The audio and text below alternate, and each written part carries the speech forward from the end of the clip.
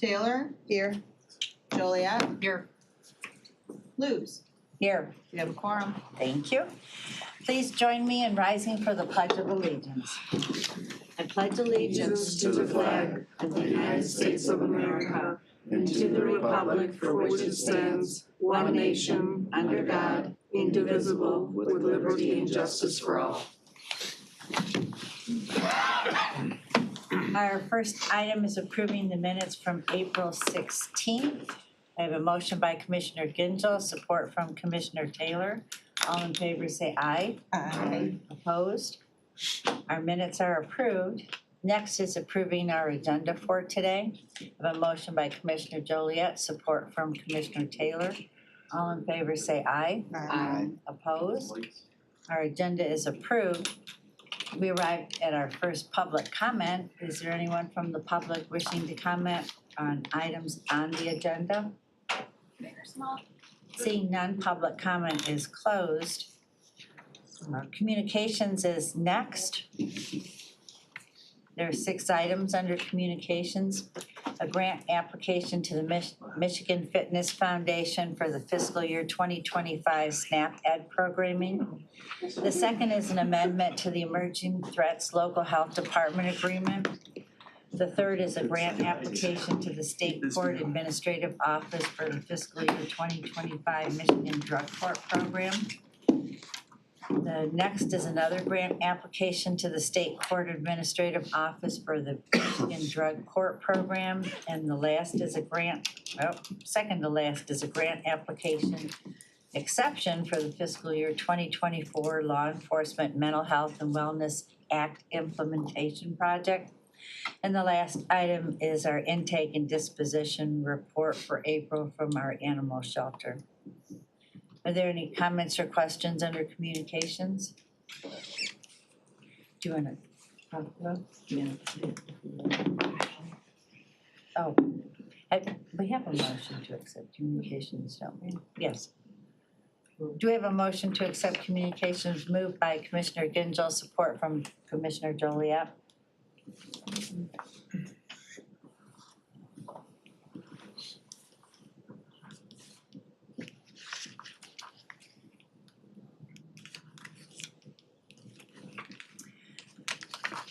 Let's see who is prompted and who is not today. Okay. Coming in. Did you get one? No, Oh, okay. Gingell? Yes. Luz? yes. Powell? Gershenson? Yes. 0 nays. All right, that item passes. We move on to circuit court recommendations. There are 4 items under the recommendations. They are all applications to the State Court Administrative Office. One is for the Adult Treatment Court Program. The second is the Juvenile Drug Court Program. The third is the Combat Veterans Treatment Court Program. And the last item is the Juvenile Mental Health Court Program. I would like to make a motion. I have a motion by Commissioner Taylor, support from Commissioner Cavell. And welcome. What can you add about these programs? Well, just thank you for putting us first in your very long agenda. Let me say that. I'd like to introduce Ramel Penick, who is new to the court. He's our new court resource specialist. Ramel will be assisting because we have now, these 4 grants actually represent really 5 if they're successful, because it's 1 application for the federal burn and Michigan Drug Court program now. So last year we did receive burn grant funding for the first time since like 2006 as a supplement to our ATC, and we expect that our ATC grant will actually, our program this time, we won't have to, for the first time in years, have to ask for additional money for that program because we got that. So these 4 applications really represent 5. You know that I've been down here for the CPLR grant, which Ramel has been working on, and we've also, we still have our Raise the Age grant, and we have other grants in the works, so we're adding some support for me. You may see Ramel down here at acceptance or at other amendments or different points, and I wanted him to come down today. He comes to us from the Wayne County courts, and prior to that from Detroit Public Schools. Yes. You're welcome. Thank you, everyone. Our programs are, all of them have been around for a while. We're really just looking for continued funding. The biggest change this year that you'll see is we're trying to get all of our positions either funded through 100% through one program or another. And so we are trying to get full funding for our juvenile drug court caseworker in the program. If it is not accepted, if we receive a grant less than, then we will still just be partially supporting her from the child care fund and partially supporting her from the grant as it is this year.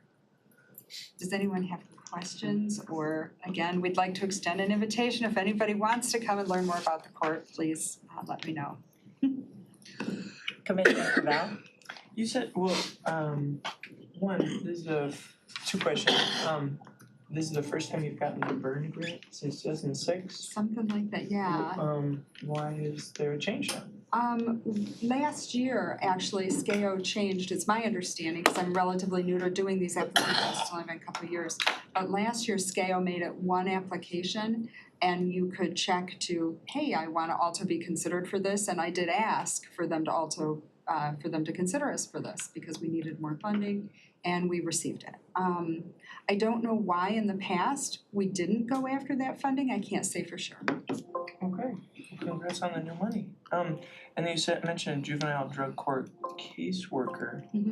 How many, what's their caseload and what kind of job is that? Well, the juvenile drug court caseworker, right now, it's one caseworker, it has been for many years, processing all of those, or handling all of those cases.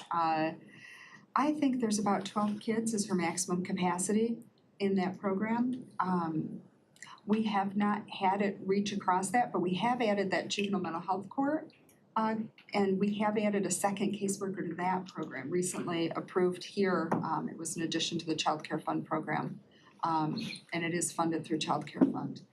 Both the JDC and the JMHC program receive funding through Child Care Fund and through the grants.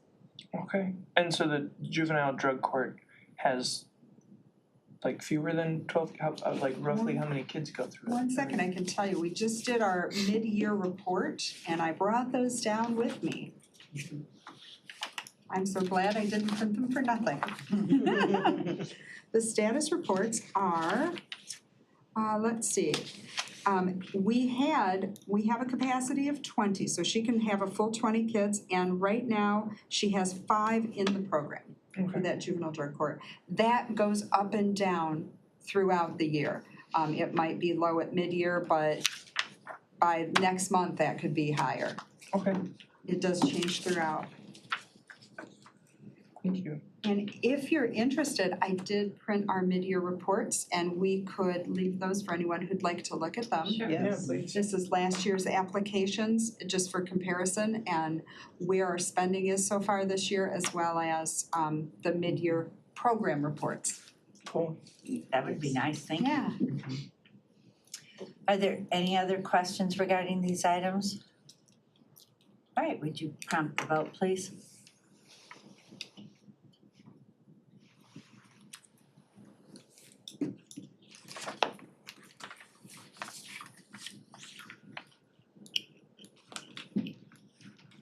Gingell, Yes. Lubes, Yes. Taylor, Yes. 9 yeas, 0 nays. All right, the applications are approved, thank you. Thank you. All right, next items are from the district court. There are 5 items. Again, they're all applications to the state administrative office for the fiscal year 2025. The first is the Veterans Court Program. Second is Michigan Drug Court Sobriety Program. The third is the Michigan Drug Court Grant Program. The fourth is the Mental Health Court Program, and the last item is a Michigan Drug Court Grant Program. I would like to make a motion. I have a motion by Commissioner Gershenson, support from Commissioner Cavell. And we have Alexandra Black here to explain more about the applications. Welcome. Thank you. I'm here for 4 of them. I think one of the drug court other drug court, the last drug court one might It's be? online. Okay, all right. So the first one, the Veterans Court Grant Program, last year was the first year that we asked for any grant funding for the Veterans Court Program. We've been in existence since I believe 2006 with that program, and we requested those funds to assist some of the participants with more of the alcohol and drug testing and the interlock. So we like to use those funds. We have a fully funded probation officer, so we like to use those funds to really support more of the participants. So we're asking for $16,196 for that. Do you want me to go through? Yes, please. Okay. And then the next one you had was the sobriety court program, right? Or was it drug court? Drug court, yes, sobriety program. Sobriety court? Okay, so our sobriety court program, we've had, well, I started that program in 2001 myself. And for that program, we're using most of the funds for the interlocks, the drug testing, the overtime for home visits with the sheriff's department, although we don't use as much of that now for that purpose. But we have more participants in that program than any of our other ones, and we're asking for $53,000 for that program. We have 2 existing county-funded senior probation officers who are managing the caseload, but we're also want to create a new position of a district court clerk, a part-time district court clerk, because there's so much data entry that's required. We just completed our certification process with the scale, and it was very lengthy. It took several months to get certified. That's just how it goes. And they want more data every year. They want a little bit more, which I understand. They're giving us money and they want to make sure that we're doing it correctly. And we are recognized as one of the better programs in the state. I'm very proud to say that because I'm on the Michigan Association of Treatment Court Professionals board. I've been for 13 years. So we make sure we do it right. So we're asking for $53,120.48 for that program. And then I think you said drug court next. Correct. Okay. For that program, we have a grant-funded senior probation officer who handles all of the cases. I started that program in 2013. Really, it got up and running in 2013. I started transferring people over to that program in 2011. We determined that the drug court needed to be established because although we're dealing with addiction and sobriety court as well, there are a lot of different issues that we deal with as it focuses more on the opiates and other, well, now there's so many synthetic drugs out there. So we have a senior probation officer that handles that program that's being funded.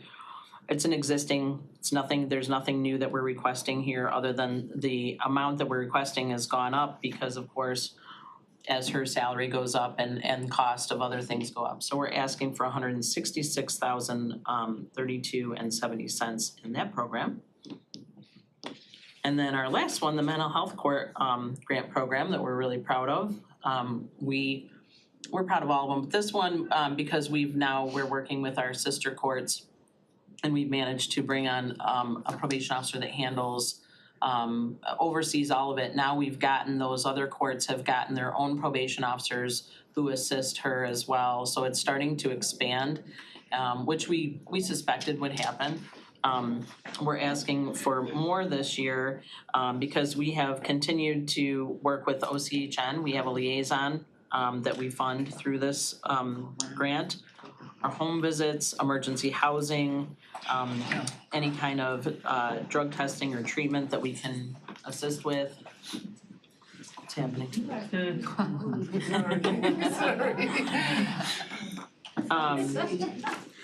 So with that program, we're asking for $131,160.13, and we do, like I said, want to expand that at some point. We'll probably ask for another probation officer for that program as it continues on. But we have seen the participants' numbers go up over these last 2 years that we really started this. I think, again, you said you're proud of them all. I think they're all necessary, and mental health is my forte, so I think that is the best one. You're doing a great job with that. Commissioner Gershenson? Well, I too wanna commend you for all these programs, they're so needed, but the mental health one does stand out to me too. So how does that work, that someone gets referred into the mental health?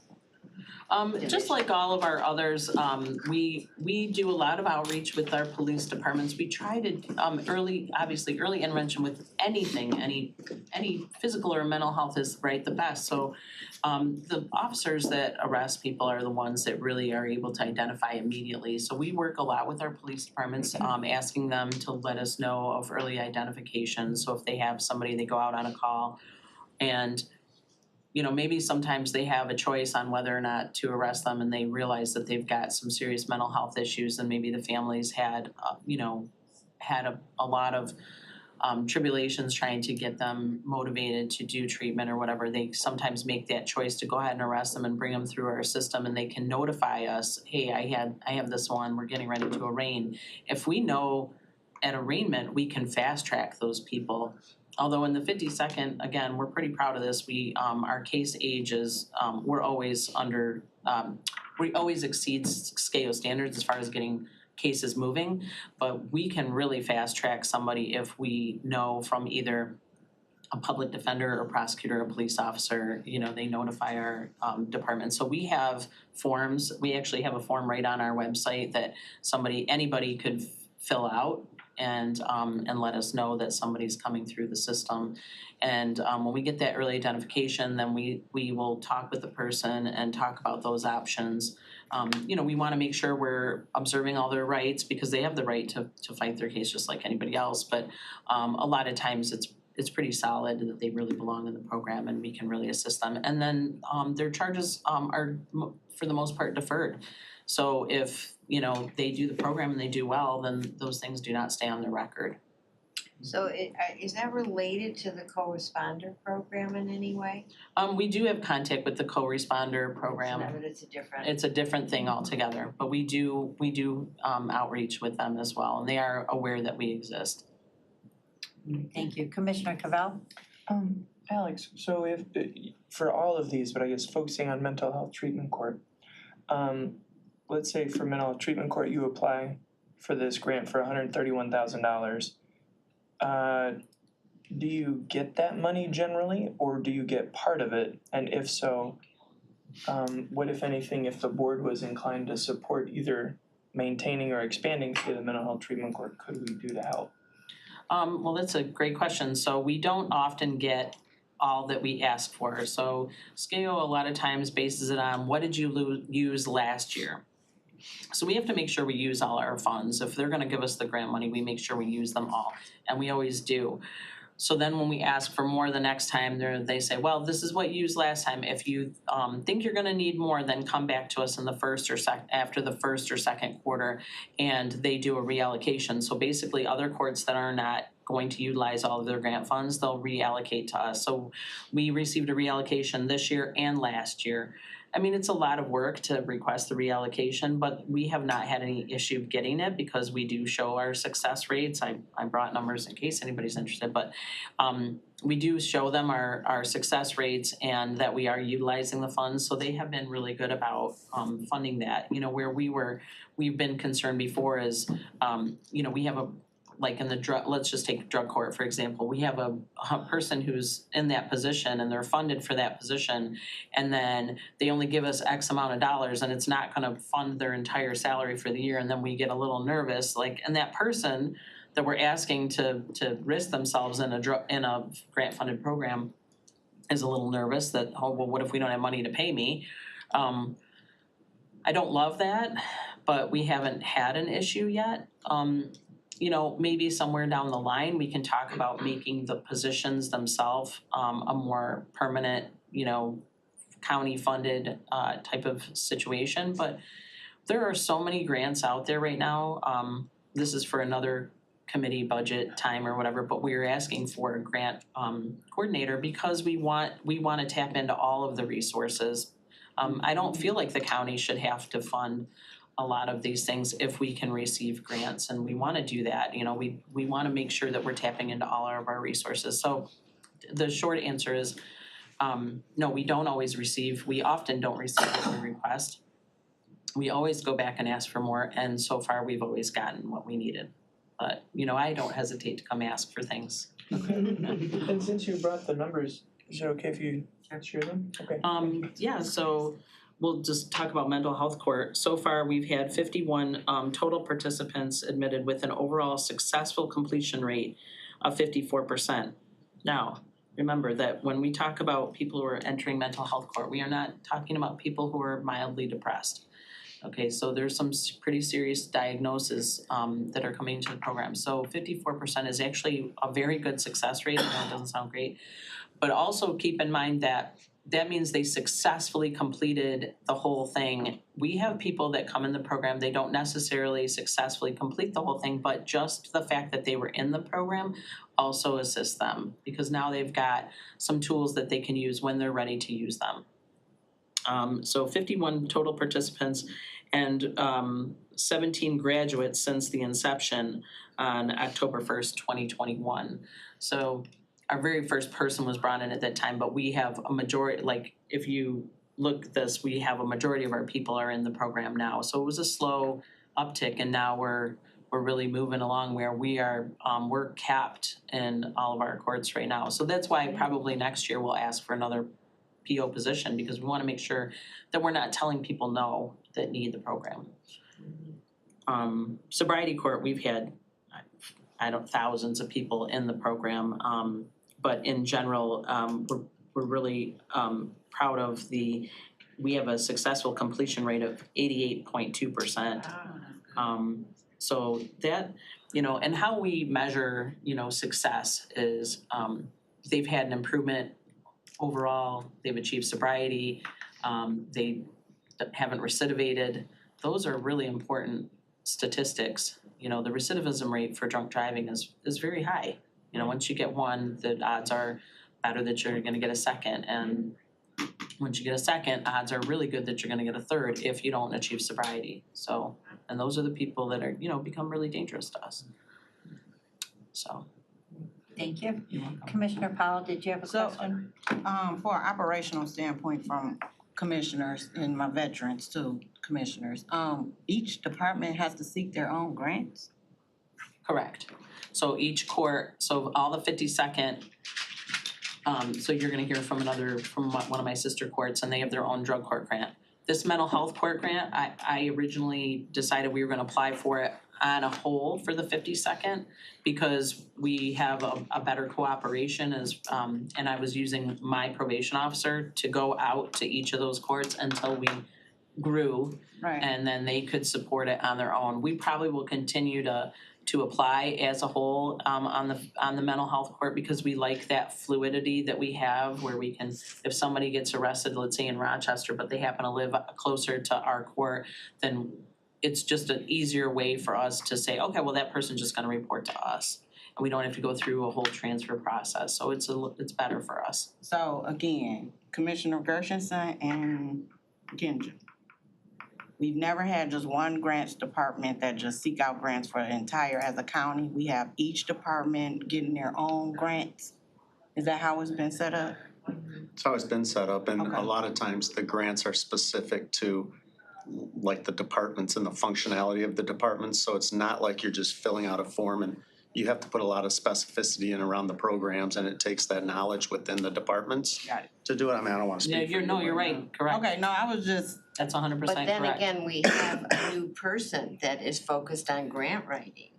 But it's different than the department grant writing. So Sarah Gold was hired and she should come in and we should meet her, but she's specifically looking for grants. But I don't think I'm not sure it overlaps Okay. with the It does not. department. yeah, Good question. I just known of another city that basically they implemented a whole grants department, and it just helps in that searching and takes time away from our workers, so they don't have to worry about that. Or even if they found the grant, they will forward it to this grant department, and this grant department oversees all of that, even keeping up with the process of renewing and everything like that. So it's just, I know we're a big working complex, but I just thought we would have some better coordination in the grant seeking area collectively to make sure so we don't miss nothing. Well, maybe we should have So Sarah I think Gold we come should in. have I mean, I can understand I don't if- know if this is I the just right think it's committee or something- it should be Lago, but. Right, but I just think it's something that we can talk offline, but I think it's something we should probably look into because we know a lot of grants is coming and we don't need to miss $1,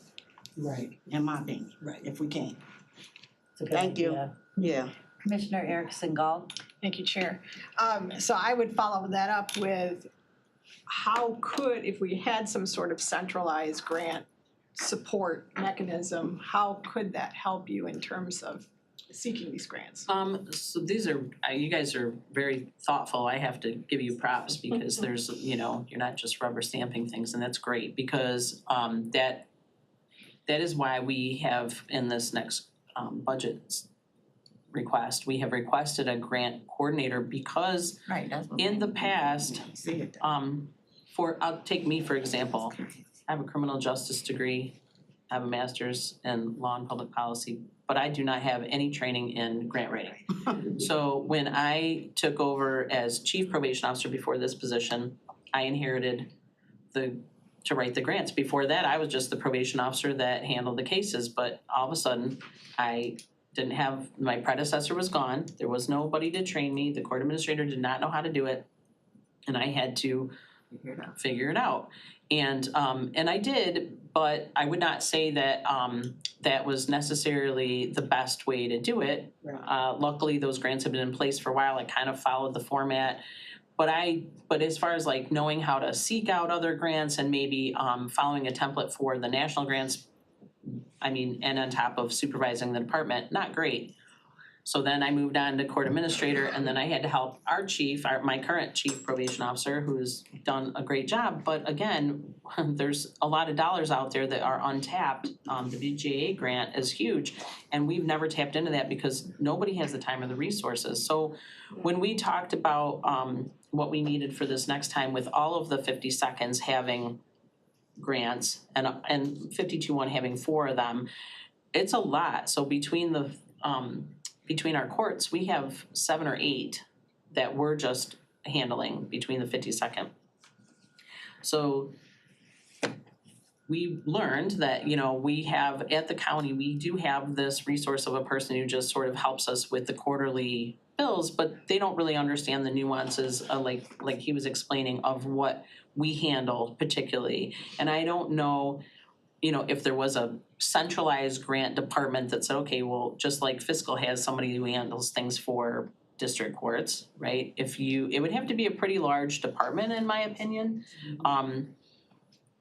If you were to go that route, or each department needs their own grant coordinator, because we are missing out on a lot. I learned that in Livingston, they received, I believe, $700,000 for their programs, and I'm piecemealing together these 4 together to get somewhere around $350,000, right? So we definitely have enough participants and enough people on probation in the 50 seconds. We have thousands of people on probation with specific needs that we could really target if we had the funds that we needed.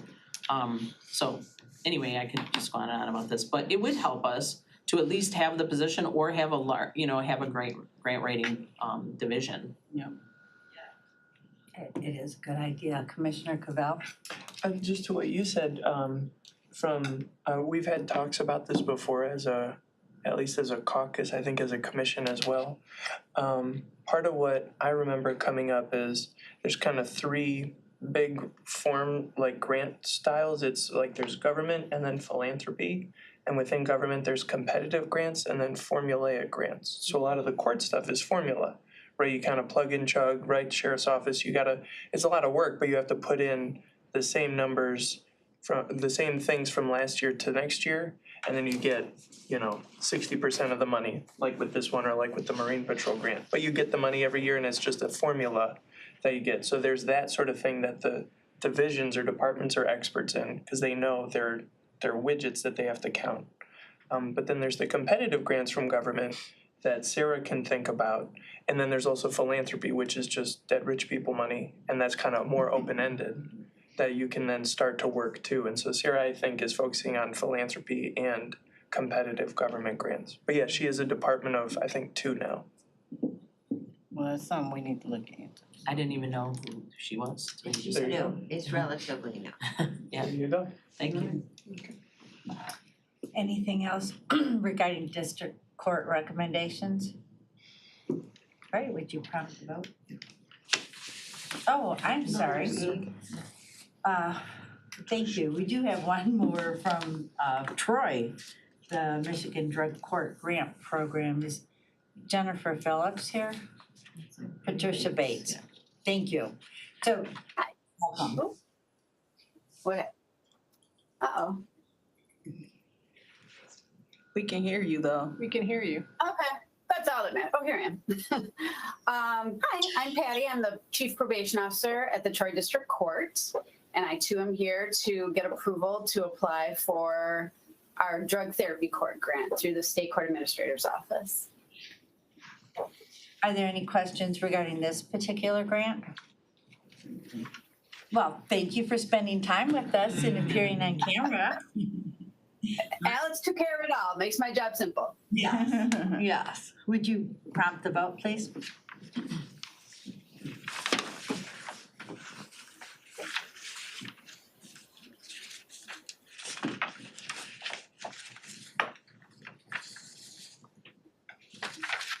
Oops. Yes. And Cabell. Yes. 8 yeas, 0 nays. All right. Thank you so much for your time. Applications are approved. Thank you. Thank you so much. Thank you. All right, next item is from the prosecutor's office. It's a position reclassification regarding the principal attorney position to the chief prosecuting attorney position. Would like to make a motion by Commissioner Cabell, support from Commissioner Gershenson. So, welcome. What would you like to Good add morning. about this item? So can I just jump in on the grant thing for 1 minute? Grant. So you're meeting the grant department from the prosecutor's office. We know nothing about it. We have not been particularly successful because it turns out there's a lot of hoops to jump through and there's a whole system. And if you understand the grant Right. system, you can get money. I was glad to hear about Sarah Gold. We will be calling her. But I think if the county had a department, it would easily pay for itself. We can provide all the information. That part's pretty easy. We understand what the justification is, who in our community will benefit, which that's one of the things that matters for the folks issuing these grants. This is a competitive government grant that we've been looking at. So, but the way you go through the process and the whole grants.gov and when you have to submit things. I'm a grant writer. I saw people, yeah. I've seen other people nodding. That kind of support would be extremely helpful because we know the programs that the prosecutor's interested in are the kind of things that are being funded. So, okay, thank you for Thank you. taking the time. We're all unanimous then. So, I want to tie in a little bit to what Alex just said. The success rate in some of these treatment courts is high enough that it's just represents a huge success. It's a savings for the county, so it's fiscally responsible, but you're also talking about people's lives, right? You're changing people's lives in a very positive way, so it's a good investment. One of the tricks to this is you have to have a whole bunch of pieces that fit together, right? So you talked with Alex about the district court, you got the circuit court, you got Oakland Community Health Network, you've got the sheriff's office, you've got our office, you've got a defense attorney who's involved, and sometimes you've got the Center for Forensic Psychiatry where these folks go for competency and criminal responsibility evaluations. And it's not easy to make the pieces all work together. We've sort of been shoestringing it with having APAs who work in a court, an assistant prosecutor who works in a court, try to keep on top of what's going on in the treatment courts. That's not very effective. So what we want to do is create a position that's going to oversee all of that. The mental health treatment is probably the number one thing because it's an obvious area where we can save a lot of money. But all the treatment courts and some of these deferral programs are important. We have been very thoughtful and Karen has been very careful about asking for positions. And what we determined here is we can take someone who's a principal attorney and make them a chief. That makes that position pretty easy for us to fill with someone who's appropriate for the position. So we're not asking for a new position, we're asking to elevate one of our principal attorney positions so we can put that person in charge of overarching this whole program. Thank you. Questions regarding this? Commissioner Cavell? Well, does that then mean the like $15,000 reclassification will be sufficient to run, right? 'Cause if I understand, this is a behavioral health, this is bumping someone up to then help behavioral health, identifies, pursues, and follows cases where behavioral health intervention should be pursued in addition to or instead of criminal charges. So when we talk about diversion, when we talk about equity, when we talk about justice, this feels very in line with like the smart justice thing Karen talks about. I mean, is one person for your caseload enough? Probably not, but this position is to oversee the folks who will be doing a lot of the work in identifying the issues. Again, literally right now, you have people like myself, John Skrinsky's in trial today, some of you might have heard of his case, but he's also in leadership. Betsy and our colleague Justin Davis, we flag cases, or the chief of our warrants division will flag cases with obvious mental health issues. I mean, a couple times a week, a case comes across my desk where a family member has really hesitated but finally called law enforcement because they have a family member with a mental health issue who's not taking their medication. They don't want them arrested. Yeah. They want them to get help. But they really are left with no choice, particularly if the person is potentially violent. And so this person can help flag all those cases. Like I said, we're doing it now kind of haphazardly. They're gonna help put all those cases together and then make sure they get addressed. That person may not need to go out to court on a case. They can simply say, we should refer this case to the mental health treatment court in the 45th District Court, for example. Thank you. Anything else? All right, would you prompt the vote, please?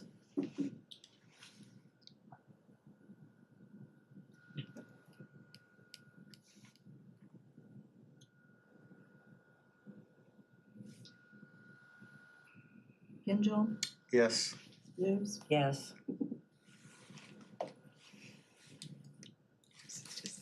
Powell, Yes. Cavell, Yes. Taylor. Yes. 8 yeas, 0 nays. Motion carries. Thank you. Thank you all. Our next 6 items are from the sheriff's office. 2 are acceptance of monies. 1 regarding the drone combo and accessories from the Township of Oakland, a donation. The next is an acceptance from the Michigan Department of Treasury for the Law Enforcement Distribution Program. The last 4 are applications, the first being for the 2024 DNA Capacity Enhancement and Backlog Reduction Program. The next is the Auto Theft Prevention Authority funding. The third is from the Bureau of Justice Assistance for Bulletproof Vest Partnership Program. And the last is the 2024 Promoting Access to Crisis Teams. I have a motion by Commissioner Gingell, support from Commissioner Joliet. And we have our undersheriff and Guy here to talk about these items. Good morning. Good morning. Real quick, if I could just say ditto to all the grants. I know, right? And this year has been an extraordinary year. The Department of Justice alone, there were over 200 grant opportunities. Obviously, we don't have the staffing for that, so we've done as much as we could. Unfortunately, so many of them have the same due date that we've had to prioritize. Obviously, at the Sheriff's Office, we're lucky to have some in-house expertise, but it still doesn't allow for the timing of it. So that's why you'll probably notice a lot more exceptions coming through our office, because between the deadline of the agency and then getting it through the board process, we've really had to kind of juggle a lot of things this year. We've had more competitive grant opportunities than we've had in many, many years, so we're thankful for that. But again, staffing, this is a job kind of on top of everybody else's jobs. I've sent somebody else to grant writer training, but still it takes the expertise of the person that's going to be implementing it and the team that's going to be doing the work to coordinate with administration and to coordinate with the person that's doing the research and doing the grant writing. So it's definitely a skill that not a lot of areas have. So it would be really nice to have some additional help when it comes to writing, so. Okay, so the first item is a donation from Oakland Township. So they wanted to implement an additional drone in their township that will also be used. So they're donating it to the sheriff's office. The value is a little over $12,000. The only ongoing cost for us is insurance. So we already have a policy set up with risk management. So we're just adding it on to that, and it'll get rebilled to the sheriff's office. Thank you. Commissioner Cavell, do you have a question? Yeah. Why do they want a drone? What is its purpose? We're using them as first responders, particularly in the city of Pontiac right now. They can be used for all different types of law enforcement. Sometimes it can be to find somebody, like especially in the rural areas of Oakland Township. If there's a lost child, a lost person, somewhere that we can't necessarily get to, a drone can assist in that type of, locating somebody And they can that's get to lost. places a lot faster. So the drone was bought by Oakland Township for Pontiac. No, You said that's you're where we're using it in using it, yeah, Pontiac. so that's our pilot program is in the city of Pontiac, so that's where we have it right now. Oakland wanted to have one in their township, so they decided to purchase it and then donate it to the sheriff's office for mutual aid use. Okay. And so you use it in Pontiac right now for what? Lost children in the woods, you said? For whatever Well, kind of. for whatever kind of, in Pontiac, sometimes it'll be pursuit, or I know they've had incidents where there's four-wheelers that go like off-road and a patrol vehicle can't follow them, so then the drone takes over that and can find them at a house or location. And Commissioner Powell? I was just gonna say, when we had the lady who basically was in the woods with her kids and died, the drone found her. Cause she went into this wooded area. Sheriffs did try to go and look, but they couldn't find anything, and thank God they found with the drone. So just to give you that example to say how instrumental it has been. And then with the four-wheelers, we got a lot of that action going on. Our sheriffs is not to chase them. So they'll try to shoot the drones out to try to keep up with them. So then eventually they can get them to their destination and deal with the dispute. But of course, if they beat the drones out, it's not a continuous chase or anything, but that's how they've been kind of using them. Those are just two instances that I'm aware of, that they shot them out to try to help us in situations that we had some, situations in our community. You bring up, so two things. One, when I did a ride-along like a year ago, we got into a high-speed car chase, and 30% of those end in like fatalities or like catastrophic accidents. So I would love to learn more about, if you could send after this meeting, just because you reminded me, just like the sheriff's policy on that, because I'd also like to know what, if any, policy you have for drones. Because this feels like it's treating a symptom, not a cause. And it feels like it could be a replacement for dangerous high-speed chases. But it also feels like it could just be Big Brother watching you in all sorts of ways that are Not used for unclarified. surveillance. So then show me that with the policy. Absolutely. I'm gonna vote no on this just because of that. And I'm sure you have one, or if you don't, send it to me. And we'll see what happens in the full board meeting. But this is, I get that the local community asked for this and wants this, but this just feels new and needs to be thought about. So I'd like to see the thinking behind that. Thank Commissioner Joliet. Thank you. I have seen nationally how they're being used in the high-speed chases, and they're saving lives and expediting time and that kind of thing. So I'll be supporting this. I think this is a great idea. Commissioner Taylor? Yes, we use the drones in Southfield, and we have for at least a year. They are very helpful. They do save lives, and they save our officers, keep them safe. So they aren't doing high-speed chases, or they do find people that jump out of cars and run and hide. They can hide behind dumpsters and things. So the drones have heat seeking on there as well, so they can see, and they can show spotlights so the people can't hide. They save a lot of lives. It's something that they do, and we have been using them in South. Right, but all I'm asking is, what is our policy to make sure that we're keeping all people safe? Yeah. Because, high-speed chases and drones and whatever, that's not a clear, coherent policy of why. That's just more stuff. Okay. I am also supporting this, but in light of what Commissioner Cavell has said, we'll separate this item now, and if there are no more questions, we'll prompt the vote regarding the drones.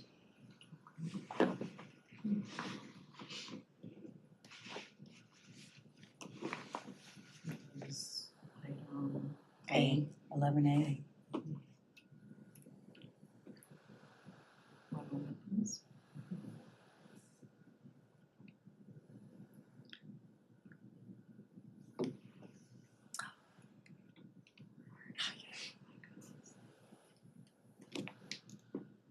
Gingell, Yes. Powell, Yes. Gershenson. Yes. We have 7 yeas, 1 nay. All right, thank you. So we're gonna move on to the law enforcement distribution program acceptance. Okay, so this is our annual acceptance from the Michigan Commission on Law Enforcement Standards. We get a spring distribution and a fall distribution, and all of these monies are used for training. So our first distribution this year is $102,483.70. The next item is our annual application for the DNA CBER, the Capacity Enhancement and Backlog Reduction Program grant. This year, we're asking to continue 3 full-time eligible forensic lab analyst positions. Unfortunately, this funding overall has been cut, so previously we've had money for training and some equipment in prior years, and this year we're just hoping to get funding to continue these 3 positions. So this is the application. Obviously, we'll be back with the acceptance at some point, and hopefully they continue the 3 positions. Thank you. The next application is our annual application for the Auto Theft Prevention Authority. This is a multi-jurisdictional team. We're asking to continue 2 sergeants at the sheriff's office, 5 deputy 2s. We're asking to add a senior intelligence analyst that will do a lot of the technology coordination, and then delete a part-time non-eligible deputy. This grant also includes a position with the city of Pontiac that's included in the Pontiac law enforcement contract, so then they pay the match. We apply for a position in our grant that's assigned to the Detroit Task Force, and then Detroit also does the same. They apply for a position that's assigned to us, so it's kind of a mutual agreement. This grant is the application's a little over $3 million, including the grant portion and the match portion. And it includes Waterford Township. If you recall, I think at the last meeting, we just came through with an amendment to add Waterford, so Waterford's a new participant. We also have the city of Farmington Hills, Hazel Park, Southfield, and as I mentioned, Detroit. In the application, it lists the city of Royal Oak, but they haven't been able to put a deputy in there or an officer in there in recent years. So that's a placeholder in the budget, hoping that they can rejoin and or another municipality can participate. Thank you. The next one is our annual application for the Bulletproof Vest Partnership Program. We're asking for $172,140 this year. Typically our awards, they've ranged from $0 to a little over $43,000 last year, which we were ecstatic to get.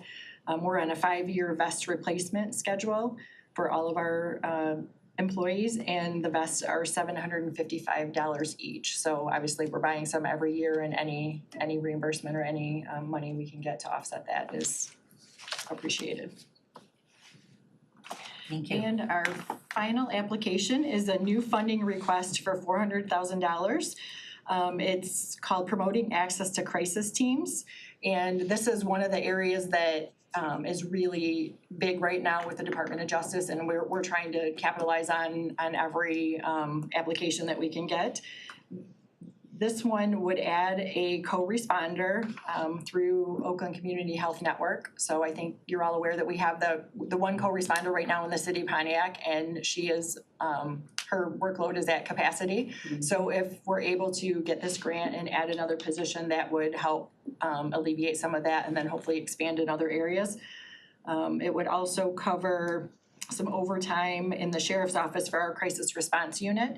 And then it would cover training, and then this grant actually allows for the purchase of a vehicle, which many of them don't, so we've included that as well for the unit. So we're hoping that this comes to fruition, and we're hoping to come back with an acceptance. And I'd be happy to answer any questions. Any questions regarding these remaining items? Commissioner Cavell? Marcia can go first, cause this is my second. I just was gonna say thank you. I mean, getting a better understanding of how difficult this whole grant process is, which I know from my philanthropy grant experience, it's tough. So these are great. These all sound like great, worthwhile programs. We are trying, and let me tell you, my team is working a lot, so they have really, and like I said, the coordination of the deadlines, because the deadlines are overlapping, they're so close together that they've really had to prioritize these and put in a lot of work and coordination, so I really appreciate everything that they've done. Commissioner Cavell? Thanks. Two things.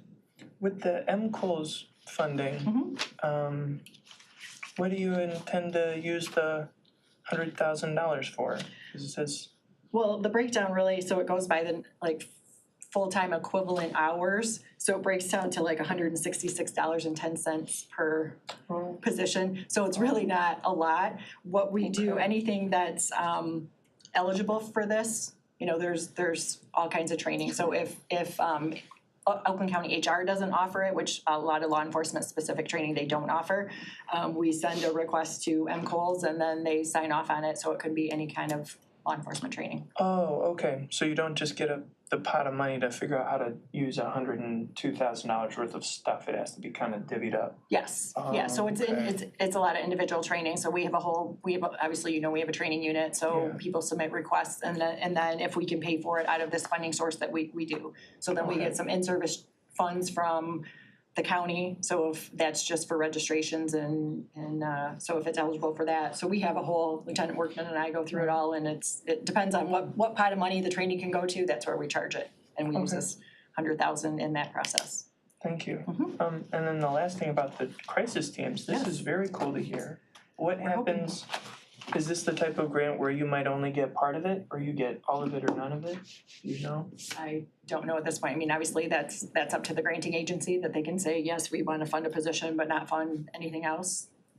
That will be up to them. So, yeah, we will just keep our fingers crossed. And what happens if you don't get all the money? Let's say you get 100 of the 400K ask. Is this then something that would rise to the level of being in your budget request? Or how can we support you with this sort of an ask? I think we've talked about that before, how we want to expand the crisis response unit. So obviously the COSUP funding that we already have, we're hoping that we can extend that and keep those 3 positions that we have going right now. I think it's a bigger conversation right now. We have a lot of grant opportunities, but then I don't know if those are sustainable long-term, so. And then, obviously we've had the conversation about expanding the co-responder program, so that's, I think, if that's a board initiative that you want to do too, obviously we'd be happy to have discussions about that. Cool. Because Sammy's busy. Commissioner Erickson Gall? Thank you, Chair. Can you talk to us about the existing co-responder program and share with us, some, success stories, whatever, how is it working? It's working really well. I was gonna say, Commissioner Powell probably did, but it's going really, really well. So we have a contracted position through Oakland Community Health Network, so we have a partnership with them. They have an assigned co-responder right now. She's just in the city of Pontiac, so she goes on calls. We have some stats, and there was actually a nationally published article about one of our success stories, so I'll send that on to you. Let me make a note, and I'll forward that on to you. But it was published by the Department of Justice, and I can't remember the details of it because obviously we've had so many different cases, but I can send you some stats on that program as well. I appreciate that. I think this is absolutely important, and I echo what Commissioner Cavell said about hopefully you'll get the grant. If not, I encourage you to come back to us to talk about, how we can support this, because I think that this is absolutely essential for making sure that our community is safe and that people who are in crisis don't end up becoming a statistic. Could you send it to Commissioner Erickson? Oh, absolutely, yes, yep, I'll send it to the whole committee. Yeah, thank you. That we know it's working well in Troy, and the officers get along with the co-responder and frequently ask for the co-responder. So it's nice to hear that it's working as well in other cities. Commissioner Powell? Yes, just the kudos that, when the co-responder came to the city of Pontiac, I thought it was the best thing because our officers can't, read if it's, you know, they're not experts to say, this person is mentally challenged or what is going on. So for that co-responder to get on that call, go out with them and diagnose that saves a life as far as entering the prison. And we know we have a lot of challenges in our city, so that was like, I was like probably one of the first commissioners, game on to bring this to our city. And it's been working so much that I have to find some extra funding for the second one. And I will say this on record, I do know we have the current partnership with OCHN, and I do know that they have been instrumental in trying to find additional resources because they know how effective this is, at least in Pontiac, but also throughout the whole county. So it's great to hear it's going well in Troy, but I'm gonna tell you, for our cities, it's saving lives just to avoid the prison system, period, and get them some real serious help due to the mental health. So, agreed, thank you. Commissioner Gershenson? And just so you know, Tricia Zumbo over at OCHN is a superstar, and she kind of coordinates this whole world with OCHN. She's in touch with us. We have a really good working relationship and are very supportive of the co-responder program. And how many are there totally now? 7 or 8. We just hired the 6th one, but the goal for the county is 12. When we first met with the commissioners, we did some data analysis to see how many co-responders do you need to effectively support the entire county. Some communities you might be able to group, one co-responder might serve 3 communities because of the data. And then another might be designated to one specific city. Right. So ultimately the goal is to hire 12, and 12 at this point should be able to support law enforcement. And then with that other side to it, with the CIT training, so the crisis intervention training, you both have law enforcement that are trained in de-escalation techniques, who then are also supported by a co-responder social worker. So we have been working on that, but also I would encourage you, you're on finance, right? Oh, you're not on finance? I'm not on Ann, you're not? No. I am. Or Lenny? Mm-mm.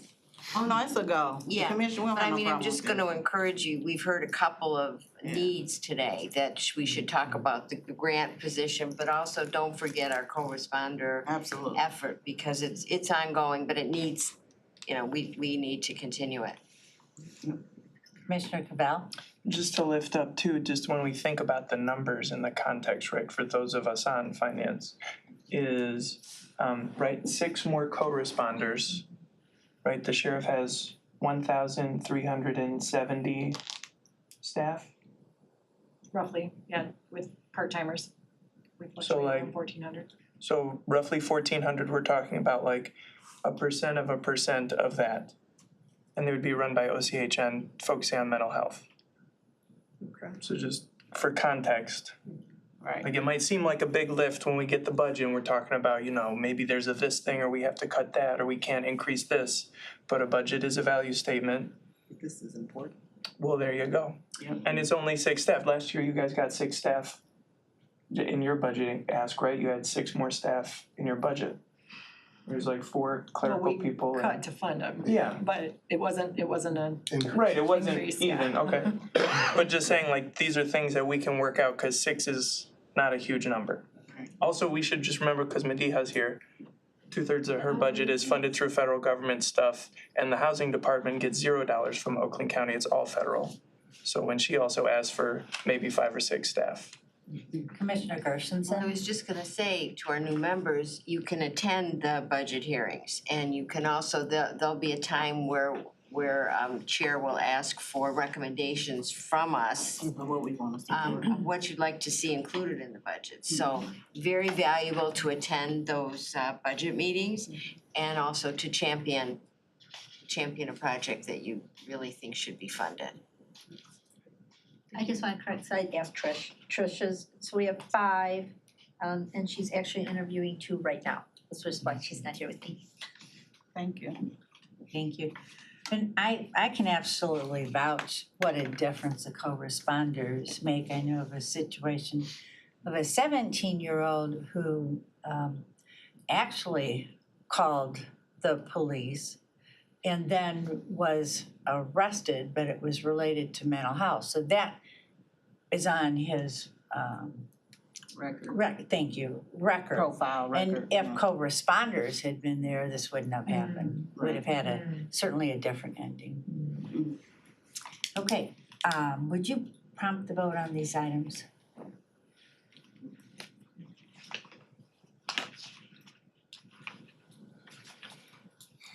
Gingell, Yes. Lubes, Yes.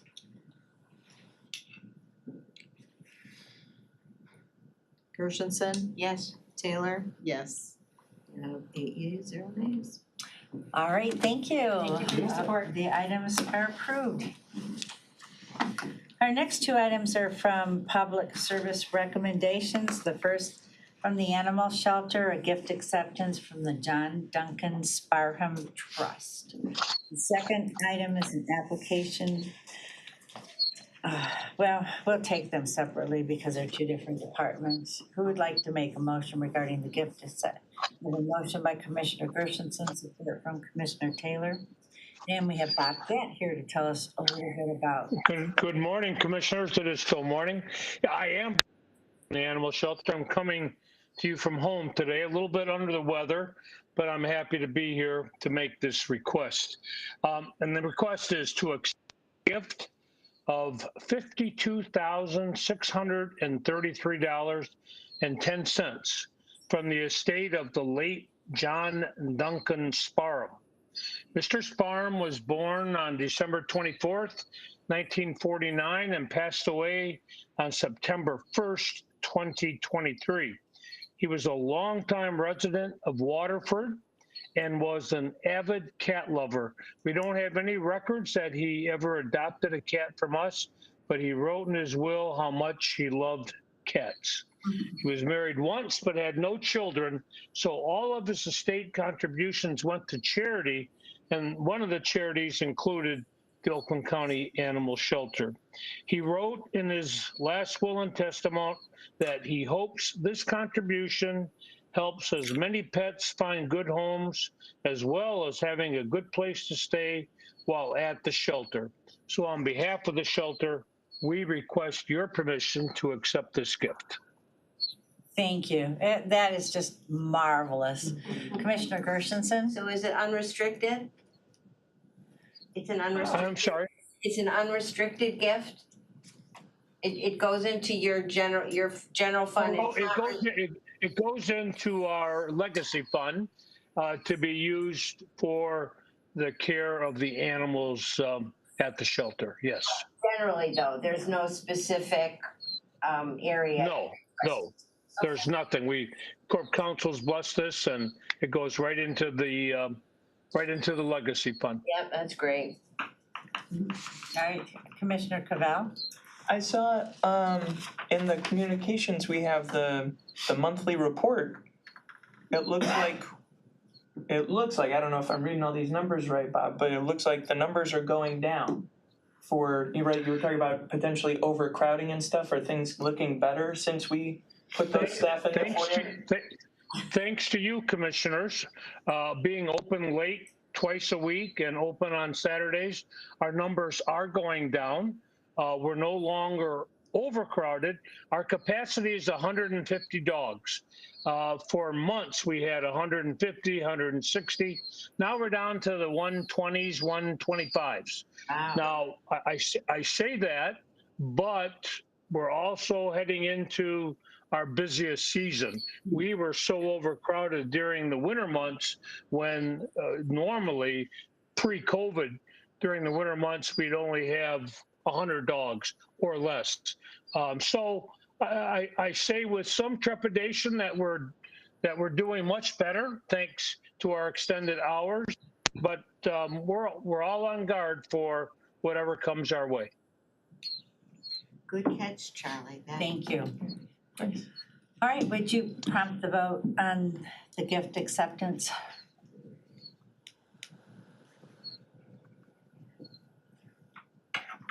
Gingell, Yes. Lubes, Yes. Cavell, Yes. You have 8 yeas, 0 nays. All right, motion carries. Feel Thank you better, very much, Bob. for sure. Have a good day. Bye-bye. Thank you. Our next item is an application to the Michigan Department of Corrections for the fiscal year 2025 funds and approval of the Oakland County Community Corrections Comprehensive Plan. I have a motion by Commissioner Cavell, support from Commissioner Powell. And we have Eric, who's been with us for some time to talk about this item.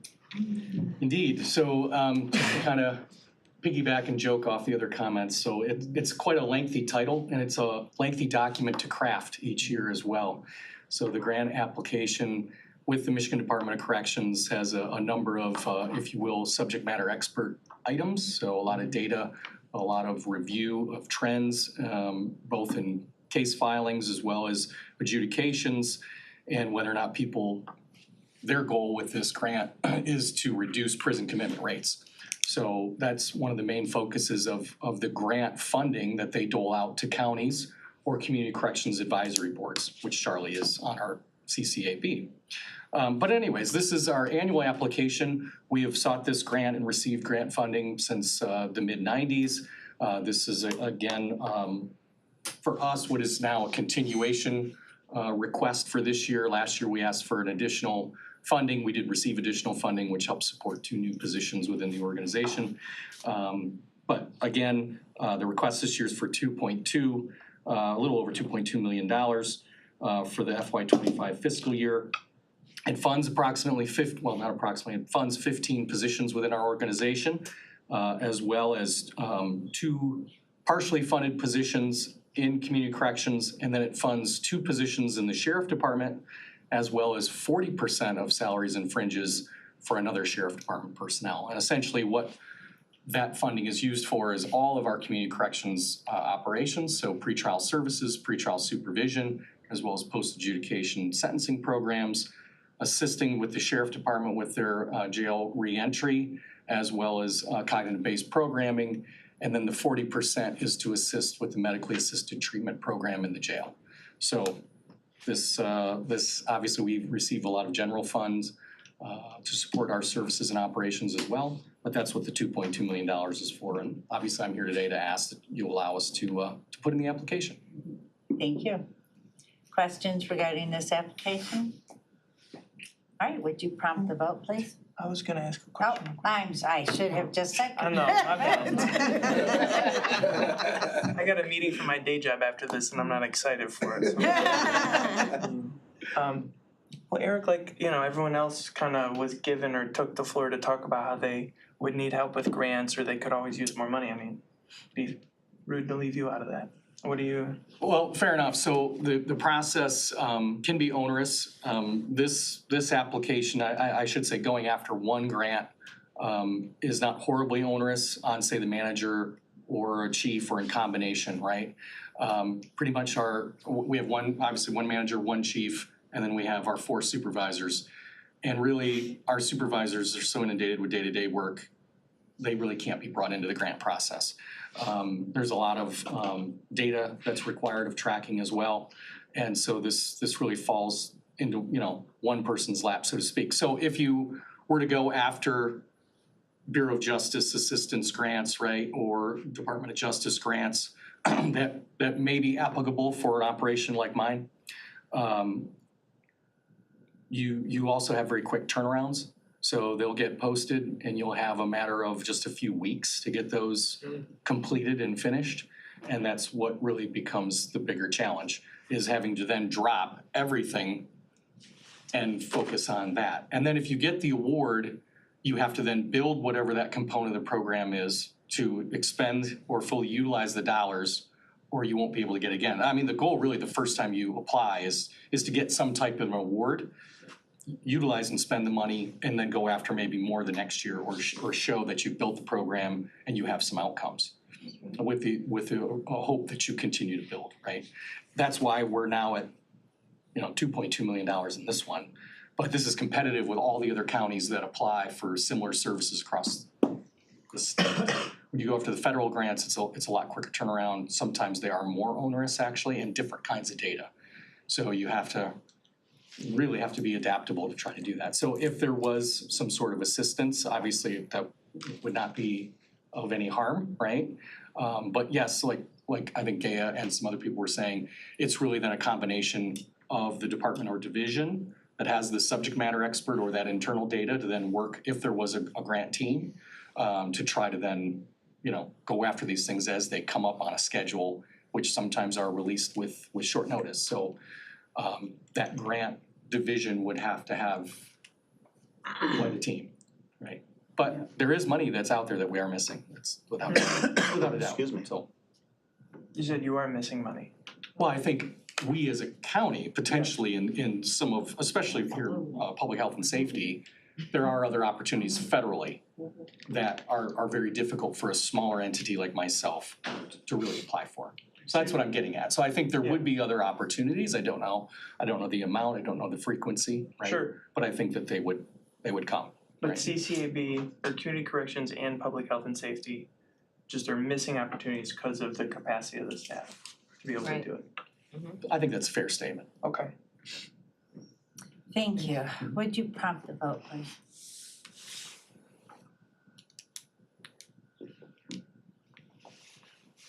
Angel, Yes. Lubes, Yes. we have 8 yeas, 0 nays. All right, motion carries. Thank you. Thank you. Our next item is public comment. Is there anyone from the public wishing to comment on anything? I know. All right, seeing none, public comment is closed.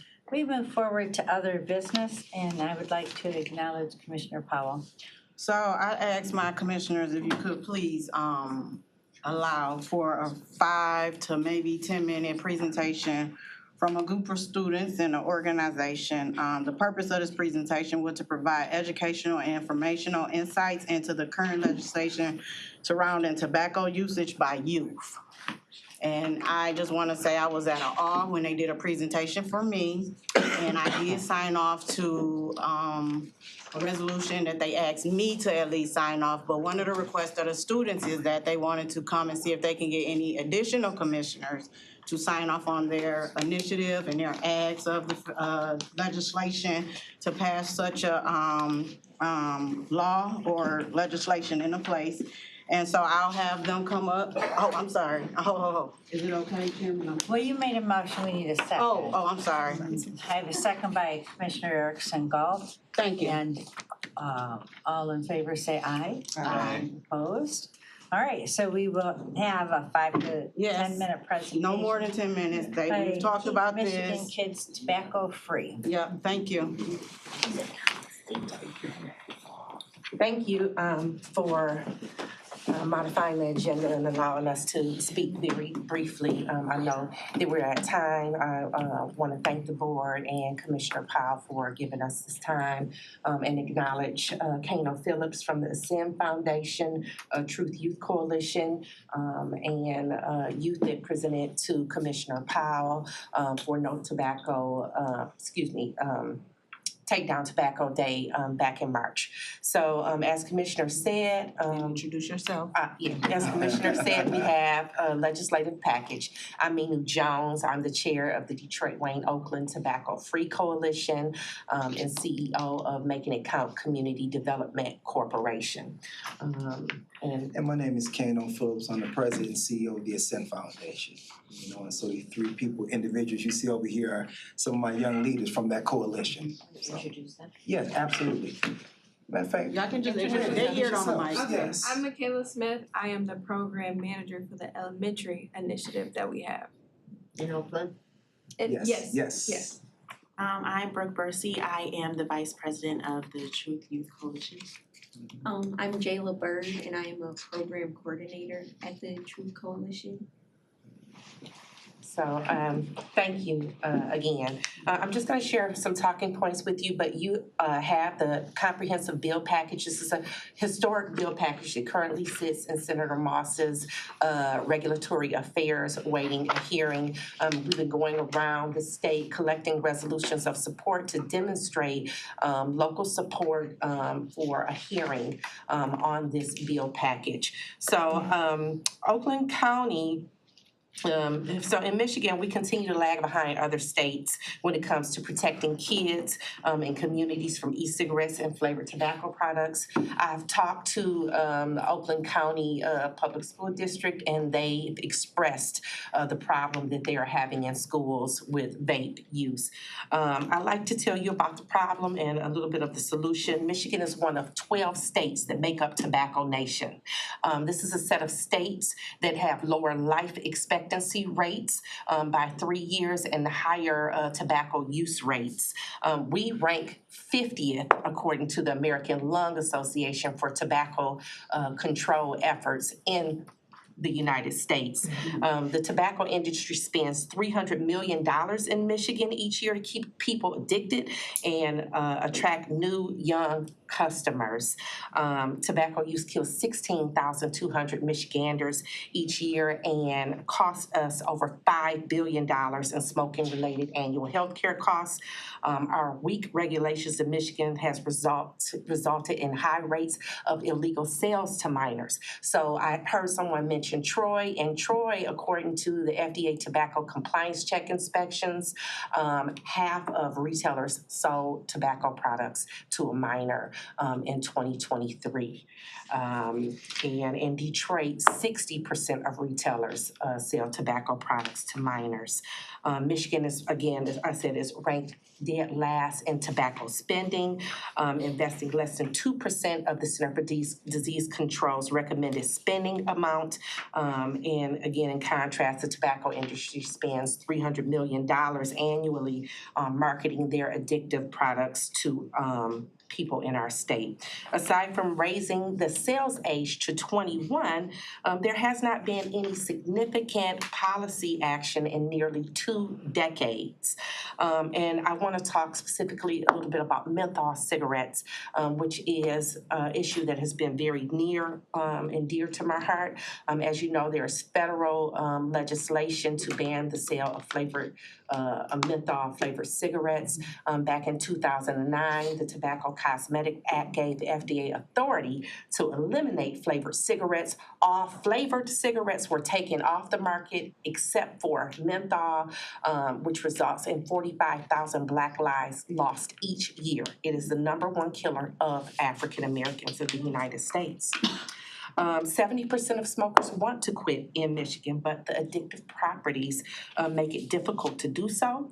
And so the historic bill package that I have provided the fact sheet for you aims to move Michigan from last in protecting public health and creating a healthier future for tobacco use and nicotine addiction. The package will reduce youth tobacco use, help current smokers quit, save Black lives. This bill package is comprehensive in nature, and it ends the sale of flavored tobacco products, including flavored e-cigarettes and flavored menthol products. It requires tobacco retailers to be licensed. If you didn't know, in Michigan, we don't require licensing of our tobacco retailers, and it makes it extremely difficult to monitor illegal activity. In Detroit, over the past 2 months, we've had 4 vape shops that were shut down for selling illegal products to minors, including marijuana. These are shops that say they're selling tobacco, but they're selling tobacco and marijuana, and they're doing it to our youth. Taxes on e-cigarettes and vaping products containing nicotine for first time is part of that bill package. That piece alone, if we tax e-cigarettes, which polling says there is bipartisan support across our state for this, that would bring in $300 million in revenue to serve, to deal with this issue. It also would allow local counties and cities to enact tougher restrictions on tobacco sales within their community, and it repeals ineffective penalties that punish kids for tobacco purchase, use, and possession. We should not be punishing our kids. That should be going on the onus of the adult that is selling the product to our kids. The Protect My Kids bill package is not only good public health policy, but it is also good politics. A win for kids and a win for you, our elected officials. Michigan voters strongly support this comprehensive bill package as well as the individual bills. According to our polling that was done in August of 2023, 2/3 of likely voters, 67%, support this bill package, with nearly half of voters, 48% in strong support.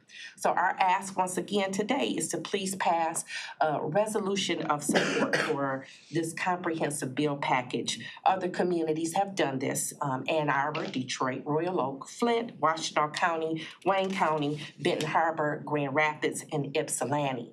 We would love to have your support as this package moves through the legislature. And again, many thanks to Commissioner Powell for being a champion and our kids' health hero. I like it. I like it. I know Commissioner Powell, and I would be happy to support the resolution. Absolutely. And Commissioner Gershenson. Thank you so much for coming and filling us in on this problem. I'm certainly willing to sign on, and I'd like to take it to some of the communities that I represent.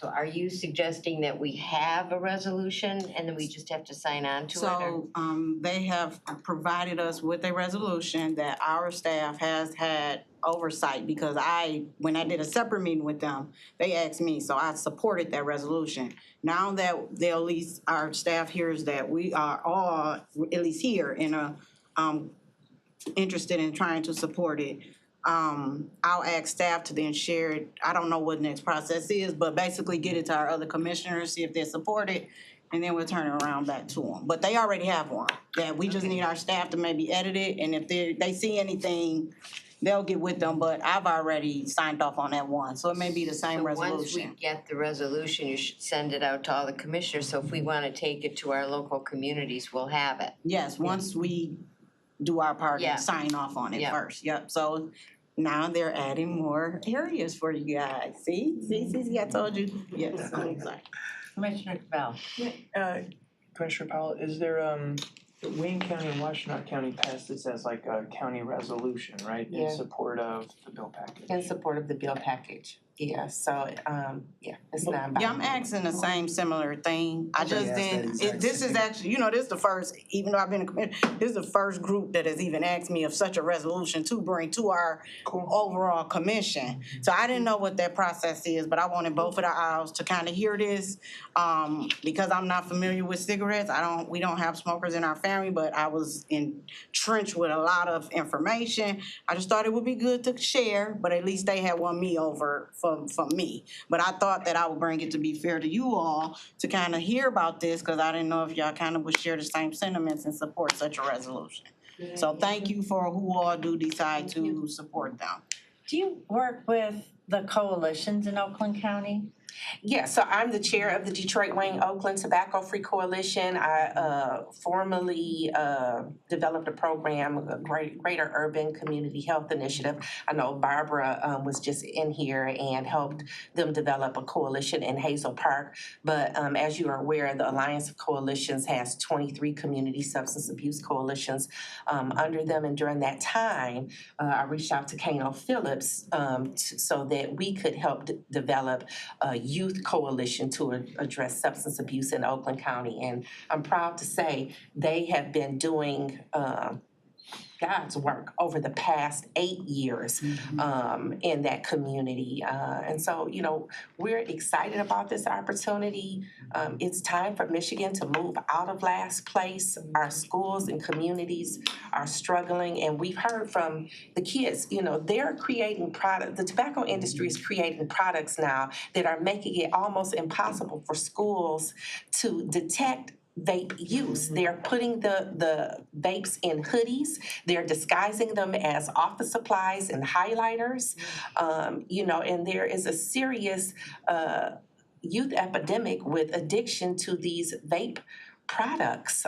So this package, we're hoping, especially for the tobacco retailer licensing, it will, help our state provide the necessary resources to be able to get a hold of all of these new shops that are coming up. I heard you all talk about grants and all of that. I was a grant writer and worked for the state of Michigan Department of Health and Human Services for 8 years, and I co-authored the FDA Tobacco Compliance Check Program, which is two parts. It has a business portion and the technical proposal. So I hear what you're saying about the grants. This is an opportunity, right, for us to not have to rely just on grants and have money built in so that there is a specific department within our state that can handle the problems that we see. But also at the local level, right, we have more of a problem in Pontiac with this, more of a problem in Detroit, in urban communities where we're considered a tobacco swamp. There is a tobacco retailer within a 10-minute walk of every person in the city of Detroit, but we're considered a food desert, right? And there is no coordinated effort to enforce this. And I might add that unfortunately, Michigan, because we're mandated to be able to demonstrate that our retailers are, the majority of our retailers are in compliance, we have to demonstrate 8 out of 10 retailers don't sell to a minor. If we can't demonstrate that, they can cut 40% of our federal block grant dollars for substance abuse. That would affect our drug courts, our after-school programs, you know, and all of that. But we don't have a mechanism in place because of legislation and the tobacco industry lobbyists to really do anything about it. This is a historic opportunity for us, and we have got to pressure the legislature to get a hearing on this and move forward.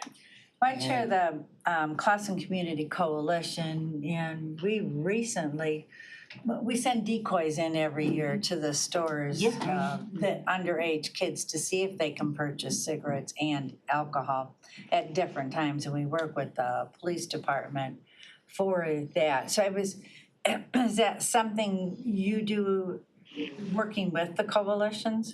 So I've done that. I was the designated youth tobacco use representative for Oakland County and coordinated, they call it SINAR compliance check activities for tobacco. So I coordinated that activity, but there, you know, and I know about it, but that's, you know, at the county level, right? And it's really not fair because those kids, those adult chaperones don't really get paid the amount of money they should be paid to do those inspections. And so counties across the state struggle with finding decoys to even go into the stores to do these compliance checks.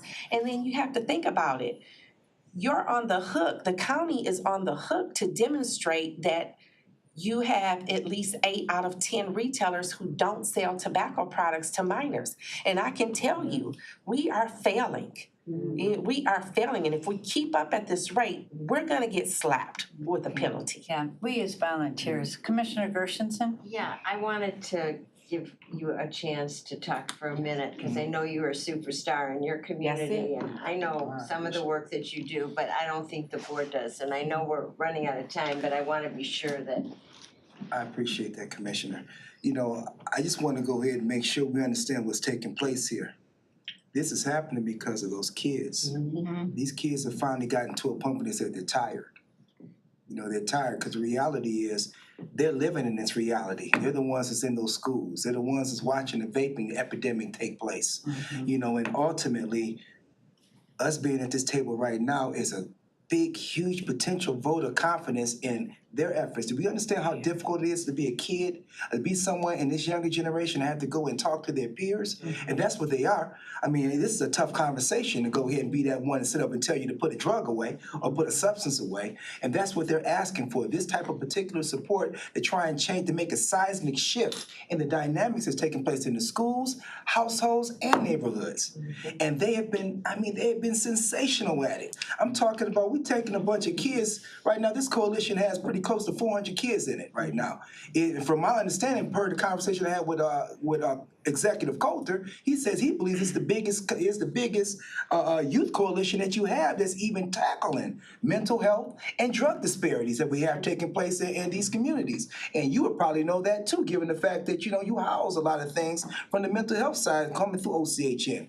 But the reality is, these kids are tired of sitting over there watching their friends end up Nicotine is a gateway drug. It's a gateway substance that's gonna take them to the next phases of addiction, especially with these particular flavors. That's why it's killing me so much when we start legalizing marijuana, because the first thing they're doing now is they put them in flavors. You know, ultimately right now, I just had a call up to the elementary schools over the last 2 weeks, 3 calls, because a kid came in there and took some edibles. They're gummy bears. They're tasty. And menthol is for African American and Latino population, menthol is like kryptonite. It is. I mean, it's just, it breaks people down to the degree where they can't walk away from it. And I can speak firsthand from that because my mother, she would not walk away from those menthol cigarettes to save her life. And I don't know how many different ways we got to go in position to her. And she even lost a sister from it. She happened to pass away from lung cancer. And I mean, she was 2 packs a day smoking menthol. They're trying to go ahead and prevent this from happening amongst kids and catch them early. Because once you start getting going, it's kind of hard. You know, an addiction is an addiction. The shaking addiction, I mean, I don't know if anyone ever dealt with anything that was addictive to them, but wow, it's a monster. But to watch them be able to go ahead and champion this is amazing. I am in awe every time I see them go to work. And so I just ask, and I thank you for even entertaining this conversation and dialogue, and I thank you, Minu, for even thinking enough to go ahead and push it so that we even got to this particular point. And you, Commissioner Powell, thank you, because I know you had to sit down on a Saturday afternoon. I'm very sure you probably like to be kicking your feet up somewhere, but you sat in the pocket for 3 hours to go and watch this presentation because it meant everything to those kids. And so I appreciate this committee even giving us the opportunity to even talk about support. So thank you for that. Well, how about applause for our three?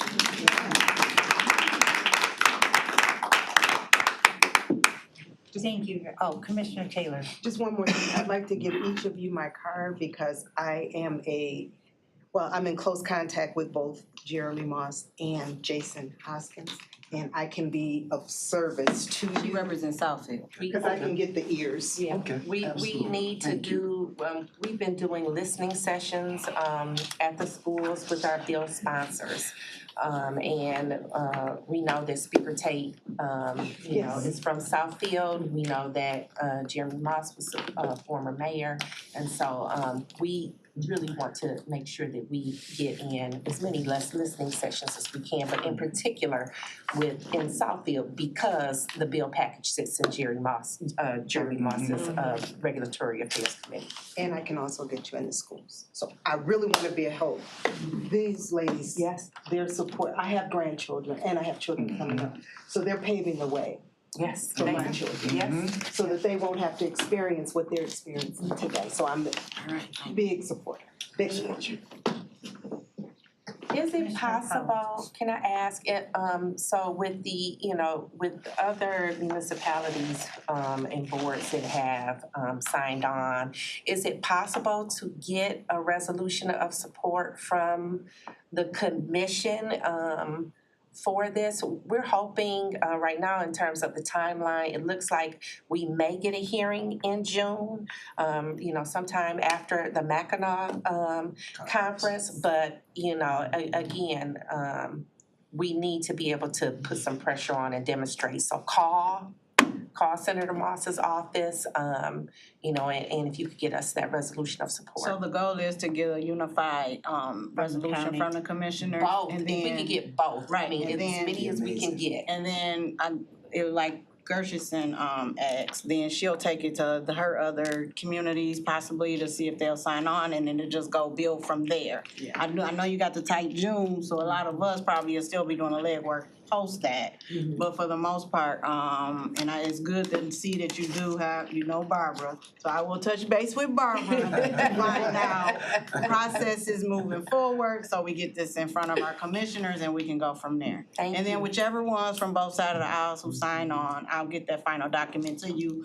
And you just share that final date with Barbara, because I know we won't come back after our May 22nd, so we kind of gotta move on our end. May 22nd is our last meeting, and then we don't meet again until sometime in June, mid-June. So I'm shooting for us to try to get this pulled together and present it on that 22nd meeting, but I don't know. I'm learning from our staff. They'll let me know steps, and then I'll get back with you all. So thank you all again. Thank you, Commissioners, for allowing the presentation. Would you tell us your contact information?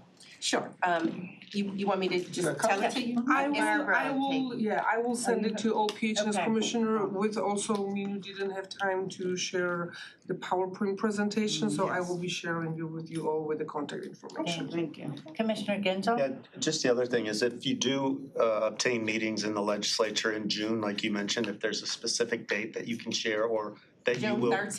June 13th. So the other option might be procedurally, we could suspend the rules on the 22nd and take a matter up at any time based on urgency of timing versus going through the whole committee process. But you need to get the resolution built, introduced, and then, notice of suspension of the rules for the 22nd. Okay, so thank you. All right, Barbara, you put me to work. Okay. All right, gotcha. Thank y'all so much. Everyone. Keep up the So good we work. need we can have a roll call regarding receiving and filing information that they presented. So all in favor say aye. Aye. Opposed? All right, so presentation accepted. We have lots of information. We have our work to do. There is no other business to come, I Mr. just have one Genzel. comment. So just a comment as we're going into the budget hearings. We put in place the Office of the Chief Financial Officer with part of the administration, which we've never had before.